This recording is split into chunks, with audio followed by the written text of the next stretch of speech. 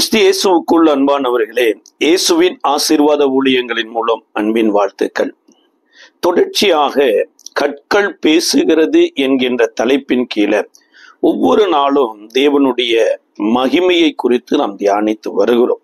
இப்படி இந்த நாளிலும் தியானத்திற்கென்று லூக்கா எழுதின சுவிசேஷ புஸ்தகம் 19வது அதிகாரம் 38, 39, 40 வசனங்கள்.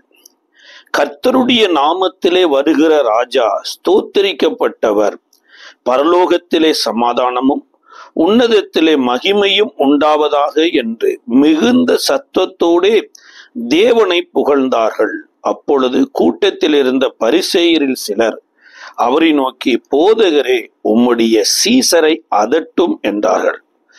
அவர்களுக்கு அவர் பிரதியுத்தரமாக, இவர்கள் பேசாதிருந்தார் கல்லுகளை கூப்பிடும் என்று உங்களுக்கு சொல்லுகிறேன் என்றார். இந்த உலகத்துல பலதரப்பட்ட ராஜ்யங்கள் இருந்தது, பலதரப்பட்ட மனிதர்கள் அதுல ராஜாக்களா இருந்தாங்க.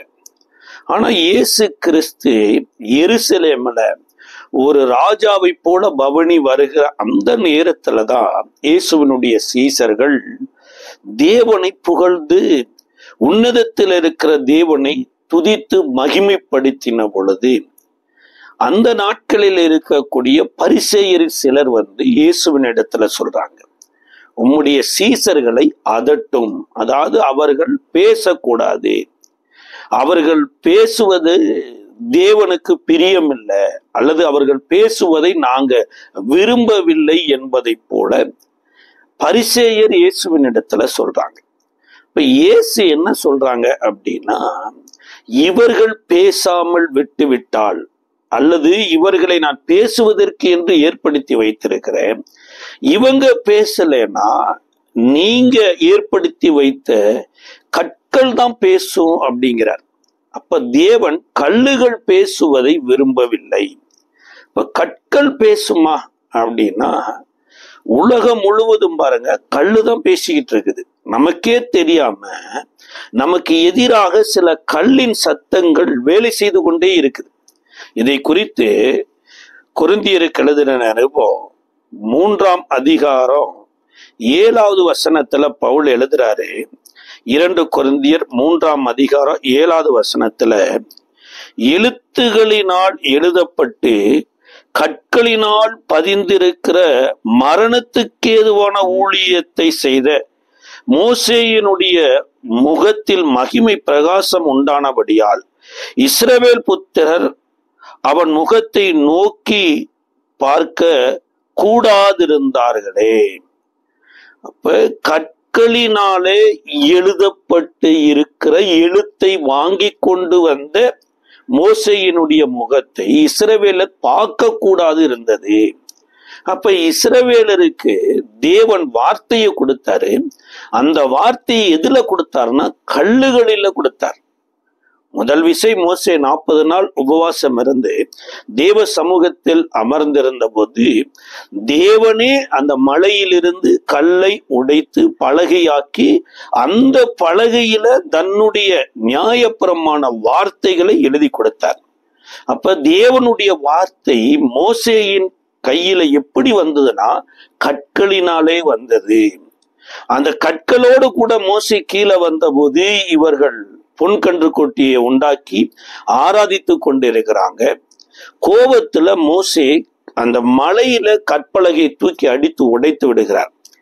மறுபடியும் மோசேயின் இடத்துல கர்த்தர், நீ உடைத்து போட்ட கற்பலகைக்கு ஒப்பனையாக வேறொரு பலகையை செய்து கொண்டு வா, நான் அதுல என் வார்த்தையை எழுதுவேன் அப்படின்னார். அப்ப கல்லுகளினாலே வந்த வார்த்தை கடைசி வரைக்கும் இஸ்ரவேலருக்கு எதை காண்பித்ததுன்னா கல்லை வைத்தேதான் காண்பித்தது. அவரோட தகப்பனையும் தாயையும் நிந்திக்கிறவன் கல்லால் அடித்து கொல்லப்படணும், நியாயப்பிரமாணத்தை மீறுகிறவன் கல்லால் அடித்து கொல்லப்படணும். அதாவது ஒருத்தனுக்கு மரண தண்டனை கொடுத்தா கூட அவனை கல்லால் அடித்து கொள்ள வேண்டும் என்கின்ற கல்லைத்தான் தேவன் மையப்படுத்தி பேசியிருந்தார். அதனாலதான் இங்க பவுல் எழுதும்போது எழுதுறாரு, கல்லில் எழுதப்பட்டு இருக்கிற வார்த்தை அவ்வளவு மகிமையா இருக்குமானா, பிள்ளைகள் மாம்சத்தையும் இரத்தத்தையும் உடையவர்களாய் இருக்க அவரும் மாம்சத்தையும் இரத்தத்தையும் உடையவரானார். மாம்சத்தில் வந்த வார்த்தை என்று இயேசுவை குறித்து பிரசங்கிக்கிறவருடைய முகம் எவ்வளவாய் பிரகாசிக்காது அப்படிங்கிறார். அப்ப கல்லுகளை மையப்படுத்தி இருந்த மோசேயினுடைய ஊழியம் மகிமையானதாய் இருந்தது. எது வரைக்கும் அப்படின்னா, இயேசு இந்த பூமியில பிறக்கிற வரைக்கும், இயேசு தம்முடைய சீசர்களை பேச வைக்கிற வரைக்கும், இயேசு ராஜாவாய் பவனி வருவது வரைக்கும் தான் இந்த கல்லினுடைய வலிமை இருந்தது. அதனாலதான் அந்த நாட்கள் இருக்கிற பரிசேயரின் இடத்துல இயேசு சொல்றாரு, கற்கள் பேசிக்கொண்டே இருந்தாங்கன்னா ஜனங்கள் தேவனுடைய அன்பை உணர்ந்து கொள்ள முடியாது. இப்ப மாம்சத்துக்குரியவர்களாய் இருக்கிற நீங்களும் நானும் கல்லின் தண்டனையை ஏற்றுக்கொள்வது எப்படி? அப்ப மாம்சத்தை உடையவர்கள் மாம்சத்தில் வந்த இயேசுவை மகிமைப்படுத்தணும். அவர் மாம்சத்தில் வந்த ராஜா. அவருடைய ராஜ்யம் மாம்சத்துக்குரிய ராஜ்யம் அல்ல, மாம்சத்துல தேவாவியை பெற்றிருக்கிற தேவனுடைய ராஜ்யமாய் இருக்கிறது. அப்ப சீசர்கள் இதை கட்டாயம் பேசித்தாகணும். அவர்கள் பேசும்போது உன்னதத்தை குறித்து பேசுறாங்க, தேவநாமத்தின் மகிமைக்காக பேசுகிறார்கள் என்று இயேசு கற்கள் பேசும் என்றார். தாவீது கூட பாருங்க, கோலியாத்தை ஒரு கல்லால் அடித்து கொன்றார் என்றுதான் சொல்லப்பட்டிருக்கு. இதை குறித்து 1 சாமுவேலின் புஸ்தகம் 17வது அதிகாரத்தினுடைய 1வது வசனம் சொல்லுகிறது, பெலிஸ்தியர் யுத்தம் பண்ணுவதற்கு தங்கள் சேனைகளை சேர்த்து கொண்டு யூதாவில் உள்ள சோக்கோவிலே ஒருமித்து கூடி சோக்கோவுக்கும் ஆசேவுக்கும் நடுவே இருக்கிற எப்பேஸ் தம்மிலே பாளையம் இறங்கினார்கள். இந்த பாளையம் இறங்கி இருந்த ஸ்தலத்தின் பேருதான் எப்பேஸ் தம்மில் அப்படிங்குது. இத நாளாகம புஸ்தகத்தினுடைய 11வது அதிகாரம் 13வது வசனத்துல பாஸ்தம்மீம் அப்படின்னு ஒரு பேர் மாறுது. அங்கேயும் பெலிஸ்தியர்கள் தான் இருக்கிறாங்க. அப்ப ஒரு பக்கம் பெலிஸ்தியரும் ஒரு பக்கம் இஸ்ரவேலரும் இருக்கிற அந்த ஸ்தலத்தின் பேரு எப்பேஸ் தம்மீம் அப்படிங்கிறாங்க. எப்பேஸ் தம்மீம் அப்படின்னா இரத்தத்தின் முடிவு அல்லது இரத்தத்தினால் வரக்கூடிய முடிவு என்று அர்த்தம். அப்ப தாவீது அந்த ஸ்தலத்துக்கு தான் வருகிறார். எப்பேஸ் தம்மீம் எனப்பட்ட அந்த ஸ்தலத்திற்கு வருகிற போது தாவீதுக்கு கர்த்தர் கொடுத்த அபிஷேகம் வேலை செய்யுது. தாவீது சவுலின் இடத்துல கொண்டு போகப்படுகிறார். சவுல் ஒரு ராஜா உடுத்துகிற ஒரு யுத்த வஸ்திரத்தை தாவீதுக்கு உடுத்துகிறார். பட்டயத்தை கொடுக்கிறாரு, கேடயத்தை கொடுக்கிறாரு. தாவீதுக்கு இது பழக்கம் இல்லாததுனால தாவீது கவனன் கல்லினாலே கோலியாத்தை விழ பண்ண போகிறார். ஆனா அந்த கவனன் கல்லுல கோலியாத்தை விழ பண்ணுவதற்கு தாவீதுக்கு உதவின அந்த ஸ்தலத்துல இருக்கக்கூடிய ஒரு ஆற்றை குறித்து சொல்லப்பட்டிருக்குது. இதை 17வது அதிகாரத்தினுடைய 40வது வசனம், தன் தடியை கையில் பிடித்து கொண்டு ஆற்றில் இருக்கிற 5 கூழாங்கல்லை தேர்ந்தெடுத்து அவைகளை மெய்ப்பருக்குரிய தன்னுடைய அடைப்பையில் போட்டு தன் கவனனை தன் கையில் பிடித்து கொண்டு அந்த பெலிஸ்தியன் அண்டையிலே போனான். அப்ப எப்பேஸ் தம்மீம்ல ஒரு ஆறு ஓடுது. அந்த ஆற்றுல உருவாக்கப்பட்ட 5 கற்களை தாவீது எடுக்கிறார். அப்ப ரத்தத்தோடு கூட முடிவை கொண்டு வந்த ஒரு ஸ்தலத்துல அந்த ரத்தத்தோடு கலந்து ஓடி இருக்கிற ஒரு ஆறு இருந்திருக்கு. அந்த ரத்தத்தோடு கலந்து ஓடின ஆற்றினுடைய தண்ணியினால உருவாக்கப்பட்ட 5 கற்கள். அந்த கற்களை எடுத்து தாவீது கூட தெரிந்து கொண்டு அவைகளை மெய்ப்பனுடைய தன்னுடைய அடைப்பையில் போட்டார் அப்படிங்கிறார். இப்ப தாவீது 5 கல்லை எடுத்து தான் பெலிஸ்தியருக்கு முன்னாடி போறார். அப்ப இந்த கல்லு தாவீதுக்கு உதவினதா அப்படின்னா தாவீதுக்கு மாத்திரம் இல்லைங்க, தாவீது மாதிரி யாரு போயிருந்தாலுமே இந்த கல்லு கட்டாய உதவி செய்திருக்கும். ஏன் உதவி செய்திருக்கோ அப்படின்னா வேதம் சொல்லுது பாருங்க, கற்களினாலே எழுதி கொடுக்கப்பட்ட வார்த்தை. அந்த வார்த்தை கள்ள பயன்படுத்துது பாருங்க. என்ன கள்ள பயன்படுத்துதுன்னா, தாவீது ஒரு வார்த்தை சொல்றான், இஸ்ரவேலின் தேவனை நிந்தித்தவனுக்கு என்ன செய்யப்படும். அப்ப இஸ்ரவேலின் சேனையை நிந்திக்கிறவனை கல்லாடடித்து கொல்லப்படும் கற்பலகையில் வந்த நியாயப்பிரமாணம் சொல்லுது. இப்ப தாவீது அபிஷேகம் பெற்றபடியினால, தாவீதுக்குள்ள இருக்கிற அபிஷேகம் தேவனுடைய வார்த்தையின்படி யுத்தம் பண்ண வைக்குது. அவள் கூட ஒரு இடத்துல சொல்றாரு, சட்டதிட்டத்தின்படி யுத்தம் பண்ணாவிடில் அவன் முடிசூட்டப்படான் அப்படிங்கிறார். அப்ப ஆரோக்கியமான வேத சட்டதிட்டத்தின்படி நீங்களும் நானும் இந்த உலகத்துல வாழணும் பாருங்களேன். இப்ப தாவீதுக்கு இந்த கல்லு உதவினதுங்கிறத காட்டிலும் கர்த்தருடைய வார்த்தையின்படி தாவீது கல்லை எடுத்ததுனாலதான் இந்த 5 கல்லும் இவனுடைய அடைப்பையில இருக்குது. இனி சொல்ல போனா தாவீது ஆடு மேய்க்கிற இடத்துல இருந்து கல் எடுத்துட்டு வரல, ஆடு மேய்க்கிற இடத்துல இருந்து அப்பத்தை தான் எடுத்துட்டு வந்தாரு. அவங்க அப்பாவினுடைய சித்தம் செய்வதற்குத்தான் இந்த ஸ்தானத்துக்கு வந்தார். ஆனா தாவீதுக்கு என்று சொல்லி கர்த்தரே இந்த 5 கல்லுகளையும் இந்த ஆட்டிலே உருவாக்கினார். இந்த கல் எப்படி உருவாகிருக்கு ஒருவேளை யோசிச்சு பாருங்களேன். ஏதோ ஒரு மலையில உடைஞ்சிருக்கலாம், ஓடுகிற அந்த ஆற்றுல தண்ணியில ஓடி ஓடி, சில நேரம் மணல்ல ஓடி இருக்கலாம், சில நேரம் மரங்களுக்கு மத்தியில ஓடி இருக்கலாம், சில நேரம் பாறைகள் மத்தியில ஓடி இருக்கலாம். இந்த கல்லை மிருதுவான கல்லாக மாற்றியது எது அப்படின்னு கேட்டா வேதம் சொல்லுது பாருங்களேன், இந்த ஆற்றின் தண்ணீர் தான். அப்போ ஒரு மனிதனை மிருதுவாய் மாற்றக்கூடிய ஒரு சக்தி தண்ணீராகிய ஜீவ தண்ணீராகிய பரிசுத்தாவியானவருக்கு இருக்குது. இப்ப இந்த 5 கல்லு ஒரு மெய்ப்பனுடைய அடைப்பையில் இருந்தது. ஒரு கல்லைத்தான் தாவீது எடுத்து பயன்படுத்துறார். அப்ப இயேசு கூட ஒரு மெய்ப்பனாகிய அடைப்பையில் தாவீது 5 கல்லை வைத்திருந்தது போலவே தன்னுடைய இரத்தத்தினால சம்பாதித்த சபை என்று சொல்லுகிறார். அங்க இரத்தத்தினால ஒரு ஆற்றோடு கலந்து சம்பாதித்த கூழாங்கல்லாகிய 5 கல் எப்படி தாவீதினுடைய அடைப்பையில் இருந்ததோ அதே போல தேவன் சபையை ஏற்படுத்தி இருக்கிறாராமா. வேதம் சொல்லுதுங்க, அப்போஸ்தல நடவடிக்கையின் புஸ்தகம் 20வது அதிகாரம் 28வது வசனத்துல, ஆகையால் உங்களை குறித்தும் தேவன் தம்முடைய சுய இரத்தத்தினாலே சம்பாதித்து கொண்ட தமது சபையை மேய்ப்பதற்கு பரிசுத்த ஆவியை உங்களுக்கு கண்காணிகளாக வைத்த மந்தை முழுவதையும் குறித்து எச்சரிக்கையாயிருங்கள். அப்ப சபை எனப்பட்டது ஒரு காங்கிரிகேஷன், அதாவது அசம்பிளி ஆஃப் காட், தேவனோடு கூட ஐக்கியப்பட்டு இருக்கிற ஒரு ஸ்தலம் எனப்பட்டது. வேதம் சொல்லுது கர்த்தர் சம்பாதித்த சபை.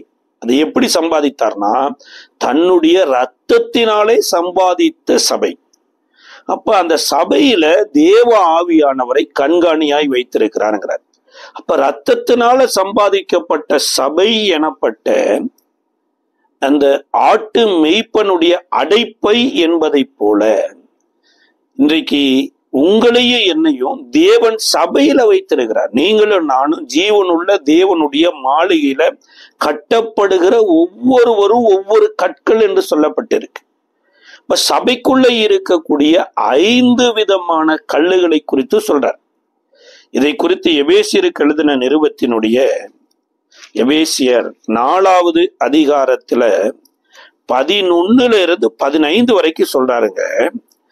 மேலும் நாம் அனைவரும் தேவனுடைய குமாரனை பற்றும் விசுவாசத்தினாலும் அறிவினாலும் ஒருமைப்பட்டவர்களாகி கிறிஸ்துவினுடைய நிறைவான வளர்ச்சியின் அளவுக்கு தக்க பூரண புருஷராகும் வரைக்கும் பரிசுத்தவான்கள் சீர்பொருத்தும் பொருட்டு சுவிசேஷ ஊழியத்தின் வேலைக்காகவும் கிறிஸ்துவின் சரீரமாக சபையானது பக்தி விருத்தி அடைவதற்கும் அவர் சிலரை அப்போஸ்தலராகவும் சிலரை தீர்க்கதரிசிகளாகவும் சிலரை சுவிசேஷகராகவும் சிலரை மெய்ப்பராகவும் சிலரை போதகராகவும் ஏற்படுத்தினார்.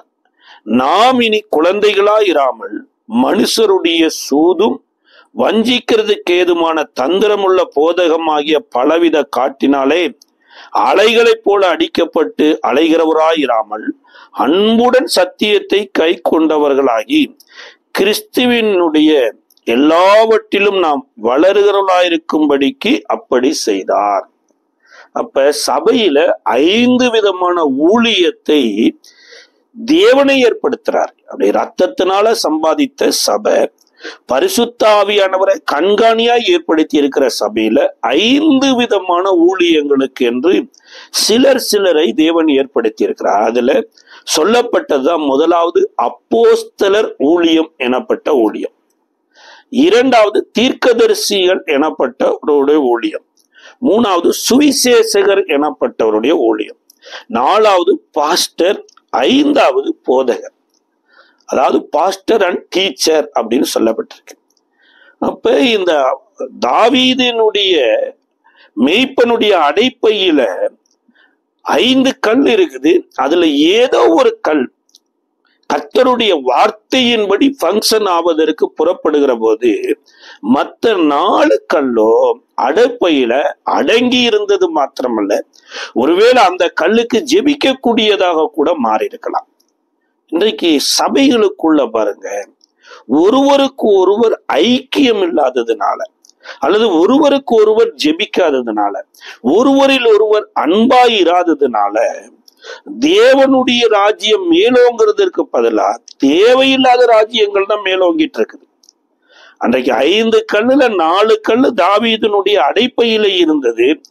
ஒரு கல் யுத்தத்துக்கு போகும்போது இந்த 4 கல்லும் அடைப்பையில அமைதியா இருந்தது சொல்லப்பட்டிருக்கலாம், ஜெபித்திருக்கலாம்.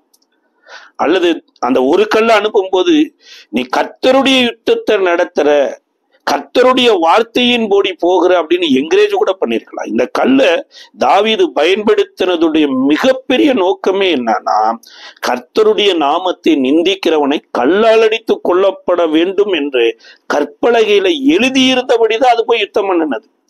இப்ப தாவீது வீசின போது நேரடியா கோலியாத்தினுடைய நெற்றியில அடிபட்டு கோலியாத்து முகக்குப்புற கீழே விழுகிறார். இப்ப கோலியாத்தை முகக்குப்புற கீழே விழ வைத்தது தாவீதும் அல்ல, தாவீது வீசின கல்லும் அல்ல, இஸ்ரவேலரும் அல்ல, கோலியாத்து பேசின தேவனுக்கு விரோதமான நிந்தையான வார்த்தைகள் தான். கோலியாத்து மாத்திரம் இல்லைங்க, கோலியாத்தோட அப்பாவே இப்படி வந்து பேசியிருந்தாலும் தேவனுடைய வார்த்தை அவங்க அப்பாவுக்கு விரோதமாகவும் யுத்தம் பண்ணியிருக்கும். அப்ப இன்றைக்கு நீங்களும் நானும் ஒரு மெய்ப்பனுடைய அடைப்பையில இருக்கிறோம். மெய்ப்பன்னா நம்ம நினைச்சு கொள்றது சபையை நடத்துகிறவர்கள் மெய்ப்பன் அல்லங்க. யோவான் எழுதின சுவிசேஷ புஸ்தகத்தினுடைய 21வது அதிகாரத்துல பேதுருவை இயேசு சந்தித்த போது இவர்கள் எல்லாரிலும் நீ என்னிடத்தில் அன்பாயிருக்கிறாயான்னு கேட்டார். ஆண்டவரே, நான் உம்மை நேசிக்கிறேன் என்பதை நீர் அறிவீர் என்றார். உடனே அங்க சொல்றாரு, என் ஆட்டுக்குட்டிகளை மேய்ப்பாயாகங்கிற. அப்ப அந்த ஆட்டுக்குட்டி யாருடையதுன்னா கர்த்தருடையது. இந்த ஆட்டுக்குட்டியை மேய்க்கிற வேலை யாருடையது அப்படின்னா பேதுருனுடையது. அதே மாதிரிதான் இந்த உலகத்துல தேவனால் ஏற்படுத்தி வைத்திருக்கிற ஒவ்வொரு தேவனுடைய ஊழியர்களும் தேவனுடைய ஆட்டுக்குட்டிகளை ஏற்படுத்தியிருக்கிறாங்க. சொல்ல போனா அவர்களும் ஒரு விதமான ஆட்டுக்குட்டியாகத்தான் இருக்கிறாங்க. ஓநாய்களுக்குள்ளே ஆட்டுக்குட்டியை அனுப்புகிறது போல நான் உங்களை அனுப்பினேன் அப்படின்னு சொல்லி முன்னாட்கள்ல ஊழியத்துக்கு அனுப்பும் போது அனுப்பினார். அப்ப நீங்களும் நானும் ஒரு அடைப்பைக்குள்ள இருக்கிற போது ஒன்றே ஒன்றுதான், தேவனுடைய வார்த்தையின்படி கோலியாத்தினுடைய ராஜ்யம் முடிவுக்கு வந்து பெலிஸ்தியருடைய ஆர்ப்பரிப்பு அடங்கி இஸ்ரவேலின் தேவனை மகிமைப்படுத்தணும், இஸ்ரவேலின் தேவனை துதிக்கிற ஒரு கூட்டை எழும்ப வேண்டும் என்பதுதான் நம்மளுடைய நோக்கமா இருக்கணும் பாருங்க. அப்ப அதற்காகத்தான் தேவன் சபையில அப்போஸ்தலர் எனப்பட்டவர்களை ஏற்படுத்துறார். அப்ப அப்போஸ்தலர்களுக்கு முன்மாதிரியா இருந்த ஒரு அப்போஸ்தலர் எனப்பட்டவர் இருக்கணும், அவரைத்தான் ஃபாலோ பண்ணணும். அன்றைக்கு கூட ஆரோன் ஆசாரிய ஊழியத்திற்கு வந்தாரு. இந்த ஆசாரிய ஊழிய செய்கிற ஆரோனுக்கு என்று சொல்லி தேவனாலே தெரிந்து கொள்ளப்பட்ட, தேவனாலே முன்குறிக்கப்பட்ட பலியிலிருந்து, ஆகாரத்திலிருந்து, வஸ்திரத்திலிருந்து எல்லாமே தேவனே பிக்ஸ் பண்ணார். அப்ப ஆரோனுக்கு என்ன முறைமை இருந்ததோ, ஆரோனுடைய பிள்ளைகளாகி வந்த, ஆரோன் மூலமா வந்த ஆசாரியர்களோ அதவே தான் ஃபாலோ பண்ணணும். ஆனா அந்த முறைமையில் வந்த யோசுவா எனப்பட்ட ஒரு பிரதான ஆசாரியன் ஆரோனை போல வஸ்திரத்தை உடுத்தல, ஆரோனை போல தலைப்பாகையும் உடுத்தி கொள்ளல. ஆனா அவர் ஆசாரிய ஊழிய செய்திருந்தார். இவர் செய்த ஆசாரிய ஊழியத்துக்கு என்ன ஒரு ரிசல்ட் கிடைச்சது அப்படின்னு சகரியா 3வது அதிகாரத்தை வாசிச்சு பாருங்க. சாத்தான் அவன் வலது பக்கத்தில் நின்றான். சார், சாத்தானின் ராஜ்யத்தை அழிப்பதற்காகத்தான் தேவன் ஊழியத்துக்கே கொடுத்தார். இவர் சாத்தானையே கூட வச்சுக்கிட்டே வேலை செய்யறார். சில பேரிடத்துல கர்த்தர் பேசுறாரா அப்படின்னு நீங்க கேட்டு பாருங்களே, அவங்க சொல்லுவாங்க, சாத்தானே என் கூட பேசாத அளவுக்கு மோசமான நிலைமைக்கு நம்ம போயிட்டு இருந்தோம்பாங்க. ஒரு காலத்துல தேவ சத்தம் கேட்டவங்க தான், தேவ சித்தம் செய்தவங்க தான். இன்னைக்கு சாத்தானே பேசாத அளவுக்கு சாத்தானை விட மிக டேஞ்சரா மாறிட்டாங்க. அன்பு அப்படிங்கிறது இயேசுவின் இடத்துல வந்ததுங்க. பகை, விரோதம், கசப்பு எனப்பட்டது பிசாசின் இடத்துல வந்தது. ஆனா இன்னைக்கு எத்தனையோ பேரு பிசாசுக்கே மாஸ்டர் ஆகி கர்த்தருக்கு ஊழியம் செய்கிறேன்னு செய்துட்டு இருக்கிறாங்க. இங்க வேதம் சொல்லுகிறது என்னன்னா, பேதுருவின் இடத்துல கர்த்தர் சொன்னது என்னன்னா, என் ஆட்டுக்குட்டிகளை மெய்ப்பாயாகனார். அப்ப ஆட்டுக்குட்டிகளை மெய்ப்பாயாக என்று சொன்ன இயேசு யாரு என்று எபிரேயருக்கு எழுதின நிருபம் 3வது அதிகாரத்தினுடைய முதல் வசனம் சொல்லுகிறது.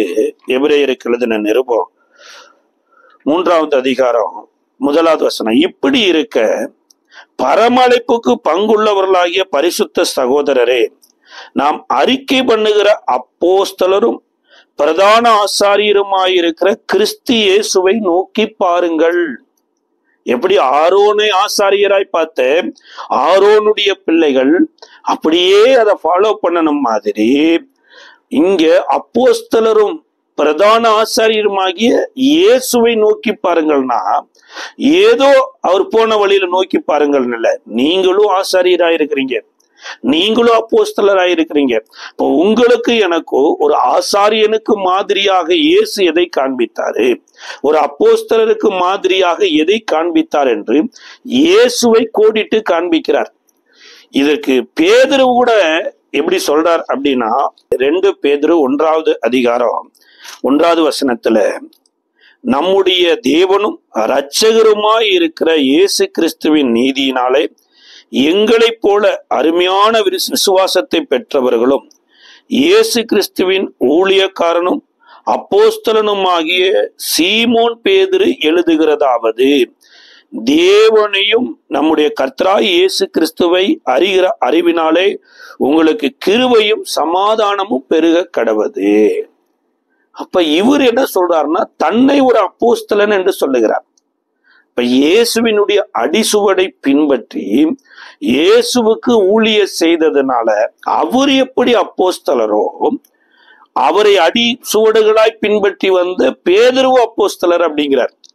பேதுரு மாத்திரமல்ல, யூதா நிருபத்துல எழுதும்போது எழுதுறாரு.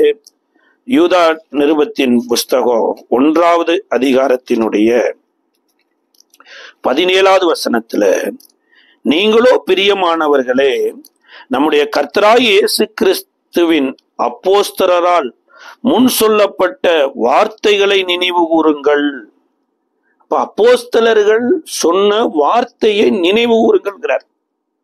பேதுரு அப்போஸ்தலர், பவுல் அப்போஸ்தலர், யோவான் அப்போஸ்தலர், இந்த அப்போஸ்தலர்கள் எதை போதித்தாங்க? சார், பிறவியிலே ஒருத்தர் சப்பானியா இருக்கிறான். அது வரைக்கும் கல்லை மையப்படுத்தி ஆராதனை செய்து கொண்டிருந்த ஆலயத்துல இந்த சப்பானியை கூட்டி கொண்டு வந்து தேவாலயத்துக்கு வெளியில வைத்து அவனை பிச்சை எடுக்க வைக்கிறாங்க.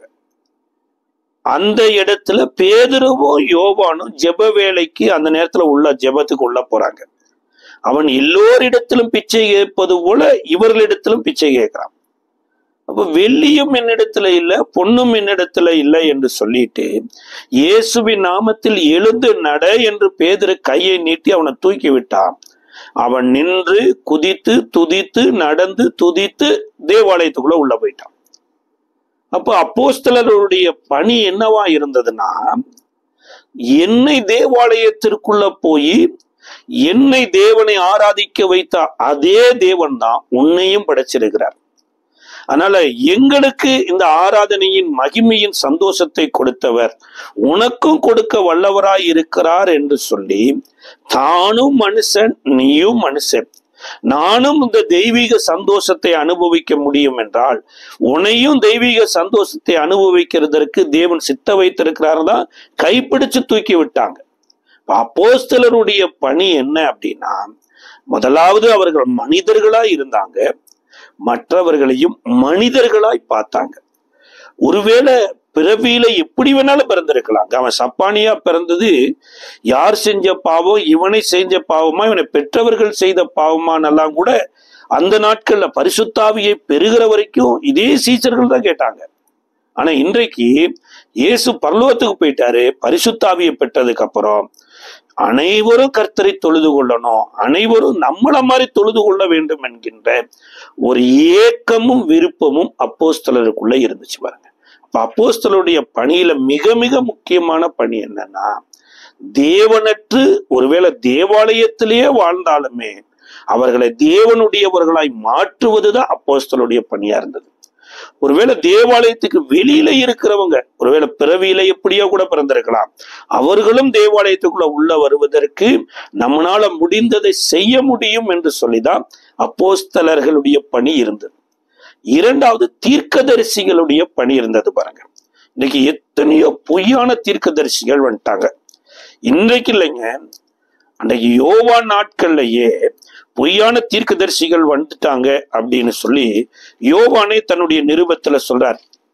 1 யோவான் 4வது அதிகாரத்தினுடைய 1வது வசனம் சொல்லுகிறது, பிரியமானவர்களே, உலகத்திலே அநேக கள்ள தீர்க்கதரிசிகள் தோன்றியிருப்பதினால் நீங்கள் எல்லா ஆவிகளையும் நம்பாமல் அந்த ஆவி தேவனால் உண்டானவைகளா என்று சோதித்து பாருங்கள்.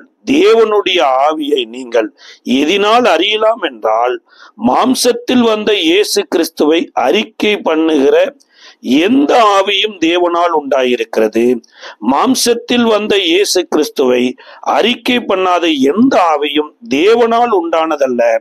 வரும் என்று நீங்கள் கேள்விப்பட்ட அந்தி கிறிஸ்துவனுடைய ஆவி அதுவே, அது இப்பொழுதே உலகத்தில் இருக்கிறது என்றார். அப்ப அப்போஸ்தலர் காலகட்டத்திலேயே அந்தி கிறிஸ்துவினுடைய ஆவி எனப்பட்டது இருந்திருக்கு. அப்ப அந்தி கிறிஸ்துவின் ஆவியை உடையவங்க தீர்க்க தரிசனம் கூட சொல்லி இருக்கிறாங்க பாருங்களேன். அது என்ன தீர்க்க தரிசனம் சொல்லி இருக்கிறாங்கன்னா, கள்ள தீர்க்க தரிசனம் சொல்லி இருந்த கள்ள தீர்க்க தரிசிகள். வேதம் தாங்க ஒளிவு மறைவு இல்லாம கள்ளர்களையும் நல்லவர்களையும் எடுத்து காண்பிக்கிறது. 1 ராஜாக்களின் புஸ்தகத்துல கூட ஒரு வாலிபனான ஒரு தீர்க்கதரிசி தான்ல ஒரு பலிபீடத்திலையும் பெத்தேல ஒரு பலிபீடத்திலையும் தேவனுக்கு சித்தமில்லாமல் கட்டி இருந்த அந்த நாட்களில் இருக்கிற இஸ்ரவேலின் ராஜாவுக்கு விரோதமா பேசுறார்.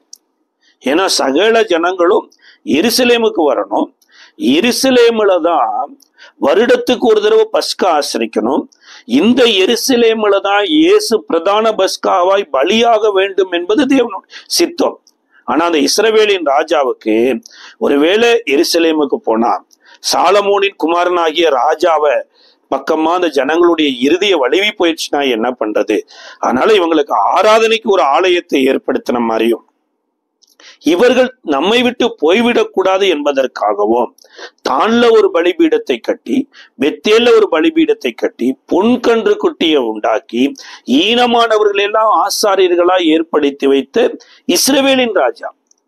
அப்ப இப்பேற்பட்ட அருவருப்பான காரியத்தை இஸ்ரவேலின் ராஜா செஞ்சிட்டு இருக்கிறாரு.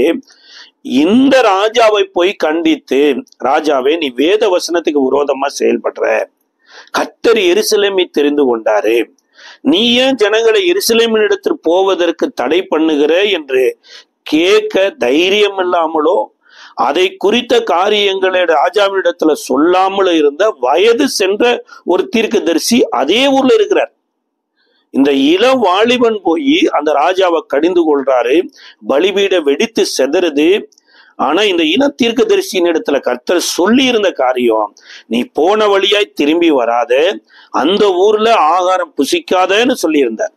ஆனா இந்த வயது சென்ற தீர்க்கதரிசி போய் நேற்று இரவுதான் ஒரு தேவதூதன் வந்து என் இடத்துல சொன்னான், உனக்கு ஆகாரம் கொடுக்கும்படியா உனக்கு விருந்து வைக்கும்படியா என் இடத்துல சொன்னான் என்று சொன்ன போது, கர்த்தரிடத்துல வாங்க நம்ம ஜெபிக்கலாம் என்று அந்த இளம் தீர்க்கதரிசி கேட்காம இந்த வயதான தீர்க்கதரிசி சொன்னாருங்கிறக்காக கர்த்தருடைய வார்த்தையை மீறி போய் அவன் வீட்டுல உட்கார்ந்து சாப்பிடுகிற போதுதான் அந்த வயதான தீர்க்கதரிசி சொல்றான், நீ கர்த்தருடைய வார்த்தையை மீறினபடியினால கர்த்தர் சொன்ன வார்த்தையின்படியே வழியில உன்னை சிங்கம் பீறி போடுங்கிறான்.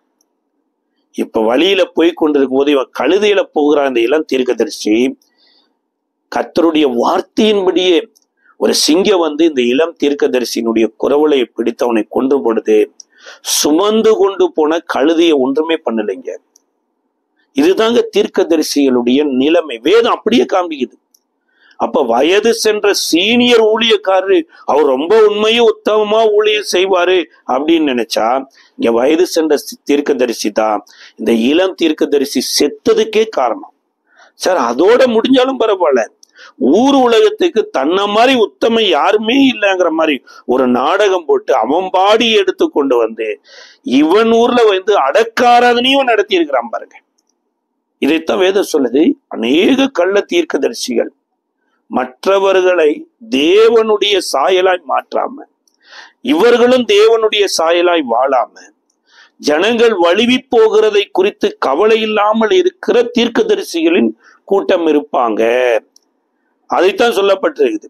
தீர்க்கதரிசிகள், கள்ள தீர்க்கதரிசிகளை இனங்கண்டு கொள்ளுங்கள் அப்படிங்கிறார். இதை குறித்து 1 பேதுருவின் புஸ்தகம் 1வது அதிகாரத்தினுடைய 10வது வசனத்துல பேதுரு சொல்லும்போது சொல்றாரு, 1 பேதுரு 1வது அதிகாரத்தினுடைய 10வது வசனத்துல, உங்களுக்கு உண்டான கிருபையை குறித்து தீர்க்க தரிசனம் சொன்ன தீர்க்கதரிசிகள் இந்த ரட்சிப்பை குறித்து கருத்தாய் ஆராய்ந்து பரிசோதனை பண்ணினார்கள்.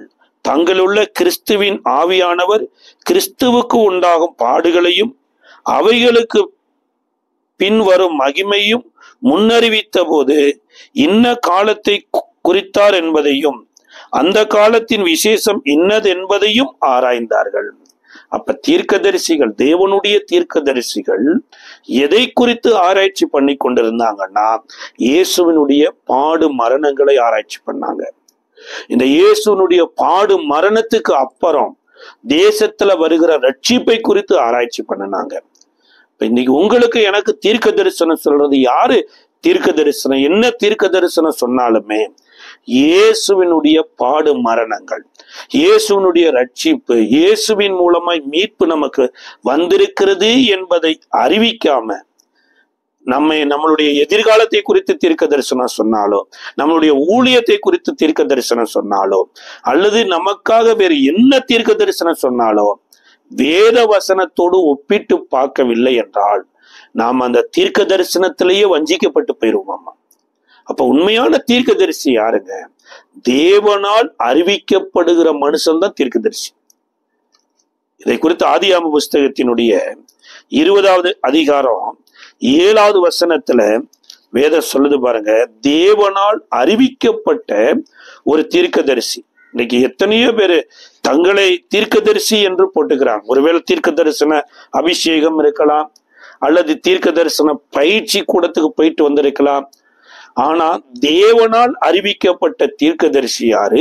அந்த தீர்க்கதரிசியினுடைய கேரக்டர் என்னன்னு தான் ஆதியாகமம் 20வது அதிகாரத்தினுடைய 7வது 6-7 வசனம் சொல்லுது. வாசிக்கலாம். அப்பொழுது தேவன், உத்தம இருதயத்தோடு நீ இதை செய்தாய் என்று நான் அறிந்திருக்கிறேன். நீ எனக்கு விரோதமாய் பாவம் செய்யாதபடி உன்னை தடுத்தேன். ஆகையால் நீ அவளை தொட நான் உனக்கு இடம் கொடுக்கவில்லை. அந்த மனுஷனுடைய மனைவியை அவனிடத்திற்கு அனுப்பிவிடு, அவன் ஒரு தீர்க்கதரிசி, நீ பிழைக்கும்படி அவன் உனக்காக வேண்டுதல் செய்வான். நீ அவளை அனுப்பிவிடாதிருந்தால் நீயும் உன்னை சேர்ந்த யாவரும் சாகவே சாவீர்கள் என்று அறிவாயாக என்று சொப்பனத்திலே அவனுக்கு அறிவிக்கப்பட்டது. யோசிச்சு பாருங்க, இந்த அபிமெலேக்கு ராஜா ஆபிரகாமினுடைய மனைவியை எடுத்துக்கொண்டு போயிட்டார். எடுத்துக்கொண்டு போன மனைவியை கர்த்தர் மிரட்டி மீட்டு கொண்டு வர்றார். அப்ப எனக்கு தீமை செய்தவர்களுக்கு நான் எப்படி ஜெபிக்க முடியும்? தன்னிடத்துல பதவி இருக்குது, தன்னிடத்துல அதிகாரம் இருக்குதுன்னு என்ன வேணாலும் பண்ணுகிற ஒரு மனுஷனை, சொல்லப்போனா எனக்கு வேதனை உண்டாக்குற மனுஷனுக்காக நான் ஜெபம் பண்ணுவேனா? நான் ஒருவேளை ஜெபம் பண்ணுவேன், என்னன்னா அவனை தண்டியும், அவனுக்கு வேதனையை கொடும், அப்படித்தான் ஜெபம் பண்ணுவோம். இன்றைக்கு கூட இந்தியாவில் கூட பாருங்களேன், சபையை இடிக்கிற சில இயக்கங்கள் இருக்கு, ஊழியர்களை அடிக்கிற சில இயக்கங்கள் இருக்குது, சுவிசேஷத்துக்கு எதிராக செயல்படுகிற சில மக்கள் இருக்கிறாங்க. இந்த மக்களுக்கு நம்மளுடைய ஜெபம் எப்படி இருக்கு? ஒருவேளை கர்த்தர் நம்மை குறித்து என்ன அவங்களிடத்துல சொல்லுவார்? ஒரு தீர்க்கதரிசி எனப்பட்டவர் யாரு அப்படின்னா, ஆபிரகாமை குறித்து சொல்லப்பட்டிருக்குது, உனக்காக வேண்டுதல் செய்வான். இப்படி செய்தது நிமித்தமா அந்த ராஜாவினுடைய வீட்டிலையும் ராஜாவினுடைய அடிமையிலிருந்து எல்லாருடைய கற்பங்களும் கர்த்தரை அடைச்சு போட்டாருங்க. இந்த 20வது அதிகாரத்தினுடைய கடைசி வசனம் சொல்லுது, ஆபிரகாம் அந்த ராஜாவுக்காகவும் அரண்மனையில வேலை பார்த்த எல்லாருக்காகவும் அவரு ஜெபம் பண்ணினதுனாலதான் அவங்க வீட்டுல கற்பத்தடைய திறந்தது. ஒரு தீர்க்கதரிசி எனப்பட்டவர் யார் அப்படின்னா, கிறிஸ்து இயேசுவினுடைய சுவிசேஷத்துக்குள் அடங்கி இருக்கிற மனுஷன்தான் தீர்க்கதரிசி. அதாவது தீர்க்க தரிசனம் எனப்பட்டது கிறிஸ்து இயேசுவுக்குள்ள அடங்கி இருக்குது பாருங்க. அப்ப கிறிஸ்து இயேசுவுக்குள்ள அடங்கி இருக்குதுன்னா உன்னை சபிக்கிறவர்களையும் ஆசீர்வதிப்பதுதான் தீர்க்கதரிசியினுடைய வேலை. சபிக்கிறவர்களும் இனிமேல் சபிக்கிறவர்களா மாறிவிடக்கூடாது, ஆசீர்வதிக்கிறவர்களா மாறணுங்கிறத தீர்க்கதரிசியினுடைய வேலை. எலிசா தீர்க்கதரிசி அப்படித்தான் பண்ணினார். அப்ப இன்றைக்கு எத்தனையோ பேரு தங்களை தீர்க்கதரிசின்னு சொல்லி கொண்டாலுமே கர்த்தரால் அறிவிக்கப்பட்ட ஆபிரகாம் தான் தீர்க்கதரிசி. ஆபிரகாமை போல தனக்கு தீமை செய்ய நினைச்ச மனுஷனுக்கு கஷ்டம் வந்தா ஓடி போய் உதவி செய்வதோ, அடுத்து தனக்கு கஷ்டத்தை கொடுக்க மனுஷனுக்கு நல்லது நடக்கணுமே என்று ஏங்குகிற ஒரு இருதயம் தாங்க தீர்க்கதரிசியினுடைய இருதயமே. அப்ப தீர்க்கதரிசியை குறித்து கர்த்தர் அடையாளம் கொடுக்கிறார். 3வது சுவிசேஷகர்களை குறித்து அடையாளம் கொடுக்கிறார். ஒரு சுவிசேஷகருடைய அடையாளத்துல மிக மிக முக்கியமா கர்த்தர் பார்க்க சொன்னது எங்க அப்படின்னா, வேதம் சொல்லுது ஏசாயா தீர்க்க தரிசன புஸ்தகத்தினுடைய 52ஆம் அதிகாரத்தினுடைய 7வது வசனத்திலையும், நாகும் தீர்க்க தரிசன புஸ்தகத்தினுடைய 1வது அதிகாரத்தினுடைய 15வது வசனத்திலே சொல்லப்பட்டிருக்குது. ஏசாயா 52:7 சமாதானத்தை கூறி நற்காரியங்களை சுவிசேஷமாய் அறிவித்து ரட்சிப்பை பிரசித்தப்படுத்துகிற உன் தேவன் ராஜரீகம் பண்ணுகிறார் என்று சியோனுக்கு சொல்லுகிற சுவிசேஷகனுடைய பாதங்கள் மலை மேல் எவ்வளவு அழகாயிருக்கிறது. அப்ப சுவிசேஷகனுடைய பாதங்களை கர்த்தர் பார்க்க சொல்றார். நாகுல் மேல அதுதான் சொல்றார். அதோடு கூட 2 தீமோத்தேயு 4:5 கூட சொல்றார். அப்ப எபேசியருக்கு எழுதின நிருபம் 6வது அதிகாரத்துல சுவிசேஷம் எனும் பாதரட்சை அப்படிங்கிறார்.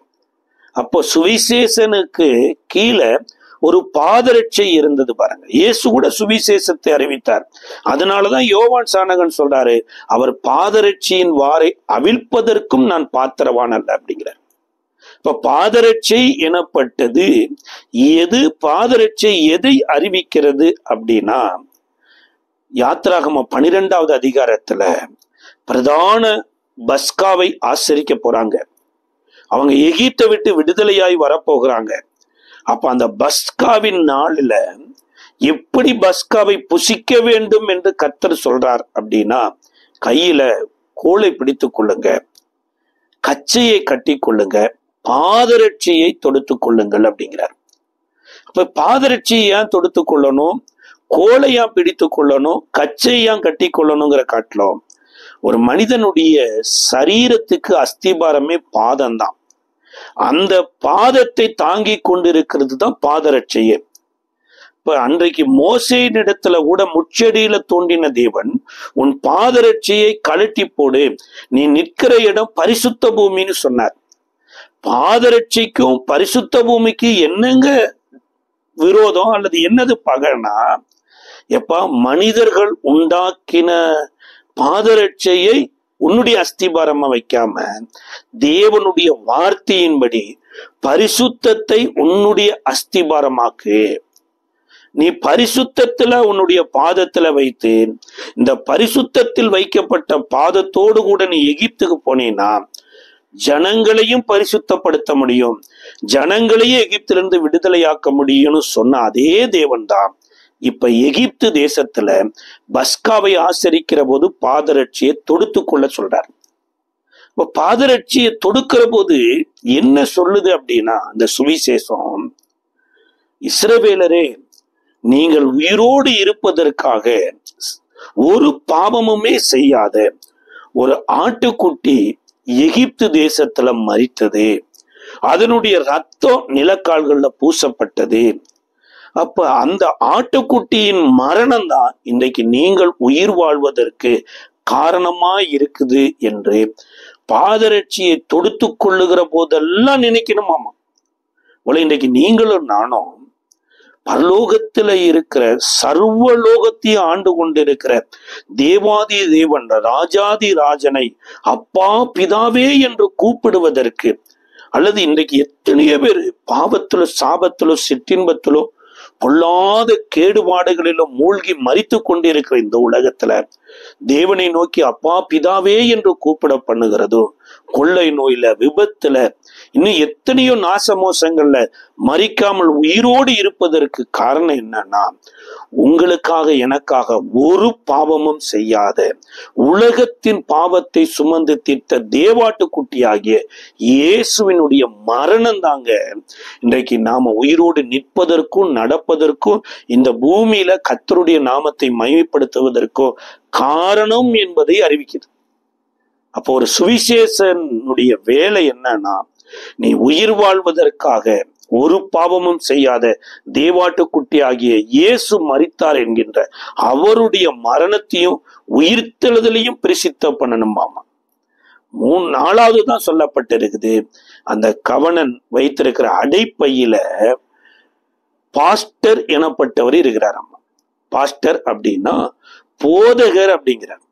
அதைத்தான் அப்போஸ்தலர் நடவடிக்கையின் புஸ்தகத்துல 20வது அதிகாரம் 28வது வசனத்துல நம்ம பார்த்தது என்னன்னா, அவர் சபையில தன் ரத்தத்தினால சம்பாதித்த சபையில நமக்கு என்று சொல்லி ஒரு மேன்மையான காரியத்தை கொடுத்திருக்கிறார். 20வது அதிகாரத்தினுடைய 28வது வசனத்துல, ஆகையால் உங்களை குறித்தும் தேவன் தம்முடைய சுய ரத்தத்தினால் சம்பாதித்து கொண்ட தமது சபையை மேய்ப்பதற்கு பரிசுத்தாவியை உங்களுக்கு கண்காணியாக வைத்த மந்தை முழுவதையும் குறித்து எச்சரிக்கையாயிருங்கள். அப்ப இந்த மந்தையில கண்காணிங்கிற ஒரு ஸ்தானத்தை யார் பெற்றிருக்கிறாங்க அப்படின்னா பரிசுத்தாவியானவர் அப்படிங்கிறார். அப்ப பரிசுத்தாவியை பெற்று இருக்கிற ஒரு போதகர் நமக்கு இருக்குமானா அந்த போதகருடைய பணியை குறித்து பேதுரு சொல்றார். பேதுருவின் புஸ்தகத்தினுடைய 1 பேதுரு 2வது அதிகாரத்தினுடைய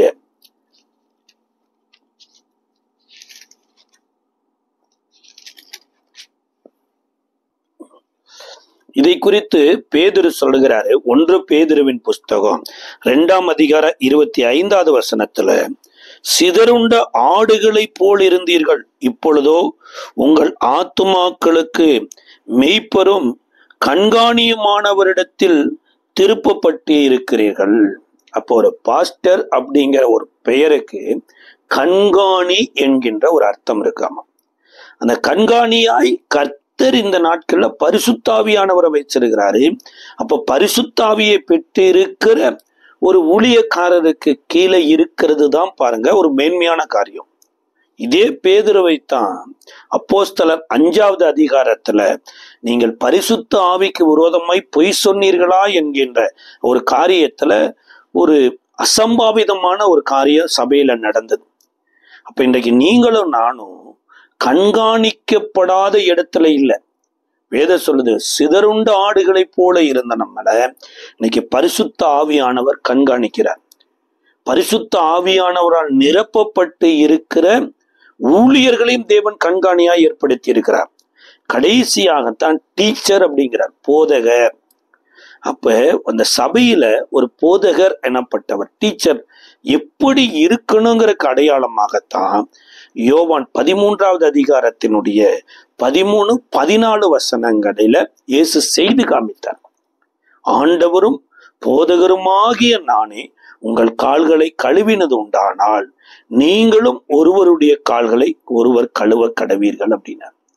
அப்ப அங்க ஒரு மாஸ்டரா அந்த நாட்களில சீசர்களுக்கு கற்றுக் கொடுத்தது சீசர்களுக்கு மாத்திரமல்ல, உங்களுக்கும் எனக்கும் சேர்த்தியே கற்றுக் கொடுத்தார்.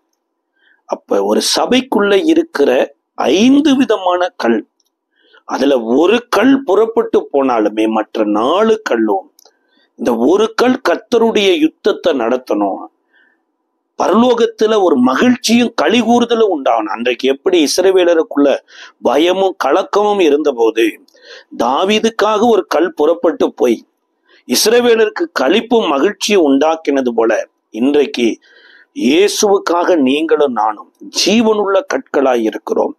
நாமளும் அவருடைய மாளிகையில கட்டப்பட்டு வருகிறோம். அதனால இந்த 5 விதமான கல்லா இருந்தாலுமே அந்த கல் எங்க இருக்குதுன்னா மெய்ப்பனுடைய அடைப்பையில் இருந்தது.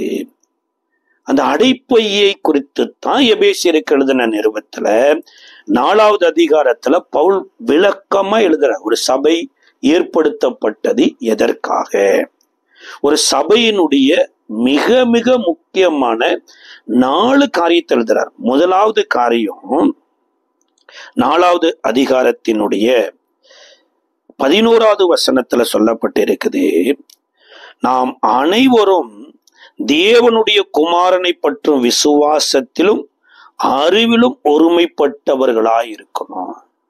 அப்போ ஒரு சபைக்கு வருகிற தேவனுடைய பிள்ளைக்கு ஒரு மனம் இருக்கணும். ஒரு மனதோடு கூட இயேசு கிறிஸ்துவை குறித்த அறிவு இருக்கணும். பாருங்க, உலகத்துல தாவீதை குறித்து அறிந்து வைத்திருக்கலாம், அல்லது மோசையை குறித்து அறிந்து வைத்திருக்கலாம், நோவாவினுடைய பேழையை குறித்து அறிந்து வைத்திருக்கலாம்.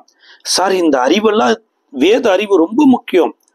ஆனா இதை விட மிக மிக முக்கியமானது என்னன்னா இயேசு கிறிஸ்துவை அறிகிற அறிவு தான் பாருங்க நித்திய ஜீவன். அப்ப தேவனுடைய அறிவை பெற்றது மாத்திரமல்ல, ஒரு மனமா இருக்க வேண்டும் அப்படிங்கிறார். அப்ப சபையில கர்த்தரை அறிவின் வாசனையில ஒரு மனதா இருக்க வேண்டும், ஃபர்ஸ்ட் காரியம். 2வது காரியம், கிறிஸ்துனுடைய நிறைவான வளர்ச்சியின் அளவுக்கு தக்கதாக பூரண புருஷராகணும். யோசிச்சு பாருங்க, தலை கிறிஸ்து, சரீரம் இன்னைக்கு நீங்களும் நானும் பெரிய தலையா இருந்துட்டு சரீரம் ஒல்லியா இருந்தா நல்லா இருக்குமா? அல்லது சரீரம் மொட்டை முதுவா இருந்துட்டு தலை தூண்டா இருந்தா நல்லா இருக்குமா? நல்லா இருக்காது. இப்ப சரீரத்துக்கு ஏற்ற தலை, தலைக்கு ஏற்ற சரீரமா இருக்கணும். அப்ப இயேசு கிறிஸ்துவனுடைய பூரண புருஷராகுவதற்கு கர்த்தர் சபையில வைத்திருக்கிறார். இன்னைக்கு நீங்களும் நானும் பூரணத்தை நோக்கி போகும்போது என்னுடைய லைஃப் இயேசுனுடைய லைஃப் மாதிரி இருக்குதா, அல்லது அது மாதிரி ஆகிறதுக்கு நான் என்ன செய்யணும்? சார், கொஞ்ச நேரம் இயேசுவோடு நடப்பதற்கே அன்றைக்கு சகேயுவினுடைய செய்த பாவம் டிஸ்டர்பன்ஸ் ஆன உடனேயே சகை நின்று பாருங்க பாவ அறிக்கை செய்து ஆண்டவர் இந்த வீட்டிற்கு ரட்சிப்பை கொண்டு வர வேண்டும் என்பதற்காக நான் யாரிடத்தில் அநியாயமாய் வாங்கினது உண்டானால் நான் திருப்பி கொடுத்துறேன் என்கின்ற ரிப்பண்டன்ல வர்றார். இதுதாங்க பூரண புருஷங்க. இயேசுவுக்குள்ள நீங்க பூரணத்தை பார்க்கலாம். இயேசுவோடு உண்மையாய் நடந்தீங்கன்னா நீங்களும் பூரண புருஷராய் ஆக வேண்டும் என்கின்ற ஒரு விருப்பமும் வாஞ்சியும் அவரே ஏற்படுத்துவார். இரண்டாவது காரியம். மூன்றாவது காரியம் சொல்லப்பட்டிருக்குது, பரிசுத்தவான்கள் சீர்பொருந்தும் பொருட்டு. சார், அவங்களே பரிசுத்தவான்கள், எதுக்கு சீர் பொருந்தணும்? சீர் பொருந்தாதவங்களை பரிசுத்தவான் என்று சொல்லுவீங்களா அப்படின்னா, வேதம் சொல்லுதுங்க, ஒரு MPBS இருக்கலாம் அல்லது இன்ஜினியரா இருக்கலாம், அவங்க அந்த கோர்ஸ் எடுக்கும் போதே மனதளவில் அவங்க என்ன பண்ணிடுவாங்கன்னா டாக்டர், இன்ஜினியர் அப்படிங்கிற இடத்துக்கு போயிடுவாங்க. அந்த இடத்துல போய் 5 வருடம் படித்து முடித்ததுக்கு அப்புறம் அவங்க பட்டம் வாங்குவாங்க. ஆனா அவங்க என்றைக்கு கல்லூரியில ஜாயின் பண்ணாங்களோ அன்றைக்கே அவர்களுடைய இருதயத்துல அவர்கள் டாக்டர் ஆயிட்டாங்க. அதே போலதான் கிறிஸ்து இயேசுக்குள்ள இன்னைக்கு நீங்களும் நானும் மரித்து உயிரோடு எழுந்திருப்போம்னா நமக்கு வேதம் கொடுக்கிறது என்னன்னா பரிசுத்தவான்கள் என்கின்ற ஒரு பெயர். அப்ப பரிசுத்தவான்களுடைய ஒரு பெயர் வந்ததுக்கு அப்புறம் பரிசுத்தவான்களுக்கு என்று வாழ வேண்டும் என்கின்ற பிரமாணத்தை கொடுக்கிறார். இதுல சில நேரம் ஏற்றங்கள் வரலாம், சில நேரம் இறக்கங்கள் வரலாம்.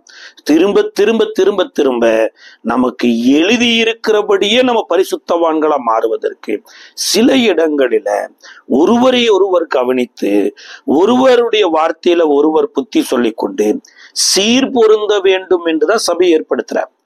அப்ப சபையில இன்னைக்கு நீங்களும் நானும் பரிசுத்தவானுக்கு ஏற்றபடி வாழ்வதற்கு வேத வசனங்கள் நமக்கு வலியுறுத்துது.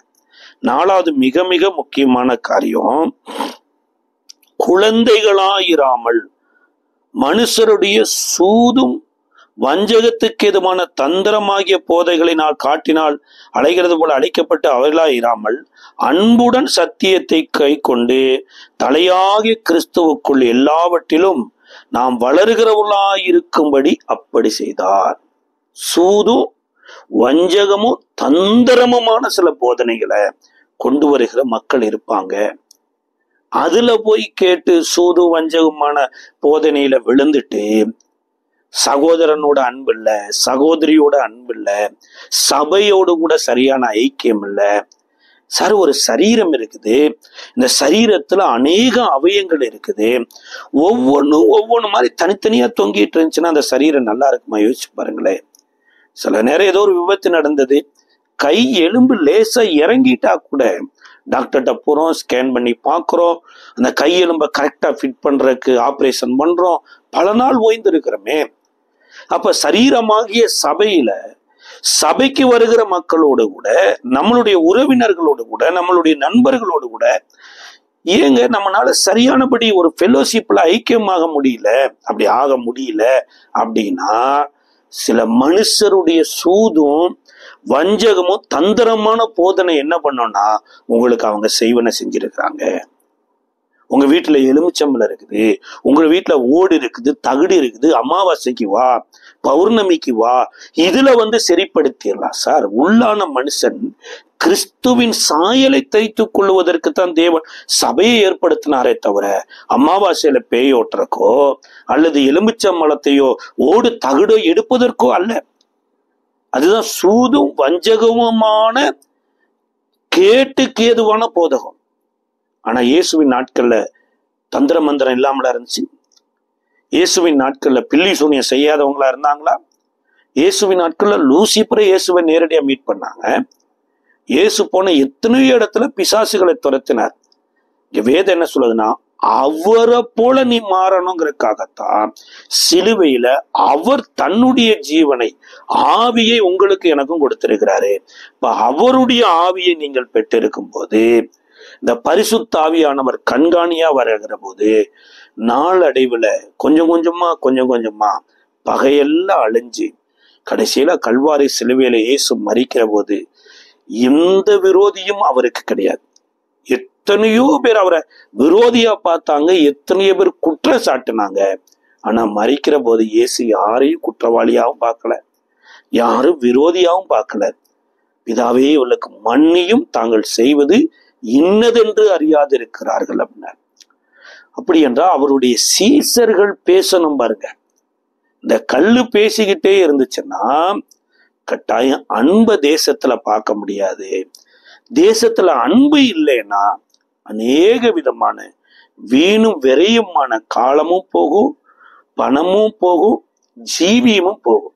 ஆனா அன்பின் ராஜ்யத்தை ஸ்தாபிக்கிற போது வீணான செலவுகளுக்கு விலக்கி ஆசீர்வாதமா ஆரோக்கியமா வாழ கர்த்தர் உதவி செய்வார். அப்படி இந்த நாள்ல உங்களுக்கு உதவி செய்ய அவருடைய சீசர்களை உருவாக்குவோம். அவருடைய சீசர்களாய் நாம் வாழுவோம். அவருடைய சீசருடைய சத்தத்தை கேட்போம். கர்த்தர் நமக்கு உதவி செய்வார். ஜெபிக்கலாம். கிருபை நிறைந்த நல்ல ஆண்டவரே, இயேசுவின் நாமத்தில் நன்றியோடு ஸ்தோத்திரிக்கிறோம் அப்பா. இந்த கற்கள் பேசாகிறதுக்கு என்பதற்காக ஆண்டவரே சீசர்களை பேச வைக்க ஏற்படுத்தினதற்காய் ஸ்தோத்திரம். நீர் ராஜாதி ராஜாவாய் உம்முடைய ராஜ்யம் அந்த பூலோகத்துல மேலோங்கி இருக்கும்படியாய் நீர் சித்தம் கொண்டதற்காய் ஸ்தோத்திரம். இந்த நாளும் எங்களையும் ஆசீர்வதியும் பலப்படுத்தும். இயேசுவின் நாமத்தில் ஜெபிக்கிறோம் நல்ல பிதாவே.